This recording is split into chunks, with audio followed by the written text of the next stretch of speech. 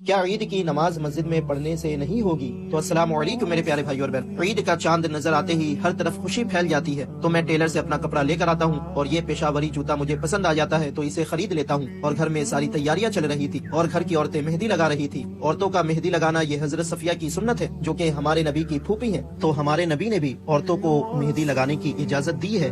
لیکن افسوس، جب میں مارکیٹ جاتا ہوں تو عورتوں کو مردوں سے مہندی لگواتے ہوئے دیکھتا ہوں۔ استغفر اللہ، اسلام اس کی اجازت نہیں دیتا، یہ حرام کام کرنا بند کر دو۔ پھر فجر کی نماز ادا کر کے صدقہ فطر ادا کرتا ہوں اور پیارے نبی کی سنت پر عمل کرتے ہوئے غسل کرتا ہوں، اور نیا کپڑا پہنتے وقت یعنی نیا کپڑا پہننے کی دعا پڑھتے ہوئے یہ بلیک جھبا پہنتا ہوں اور شامی ٹوپی لگاتا ہوں۔ پھر عادل قادری کا سلوک عطر لگاتا ہوں۔ خوشبو لگا کر عید کی نماز پڑھنے جانا ہمارے نبی کی بہت ہی پیاری سنت ہے۔ پھر سنت کے مطابق کھجور کھا کر عید کی نماز پڑھنے کے لیے قادری مسجد کی طرف نکل جاتا ہوں، جہاں 7 بجے عید کی نماز ادا کرتا ہوں۔ تو مسجد میں بھی عید کی نماز پڑھنا جائز ہے، کیونکہ عید کی نماز کے ہونے کے لیے عیدگاہ کا ہونا ضروری نہیں ہے بلکہ یہ مستحب ہے، یعنی عید کی نماز عیدگاہ میں یا کھلے میدان میں پڑھنا افضل ہے۔ لیکن آج وہ مقصد ان بڑی بڑی جامع مسجد سے بھی پوری ہو جا رہی ہے، جہاں مسلمانوں کی طاقت و قوت اور غلبہ ان مسجدوں میں عید اور جمعہ کی نماز میں دیکھا جا سکتا ہے۔ خیر، عید کی نماز عیدگاہ میں پڑھنا افضل ہے لیکن مسجد میں بھی ہو جائے گی۔ پھر جس راستے سے عید کی نماز پڑھنے آیا تھا اس راستے سے گھر جانے کے بجائے کسی دوسرے راستے سے گھر واپس جاتا ہوں،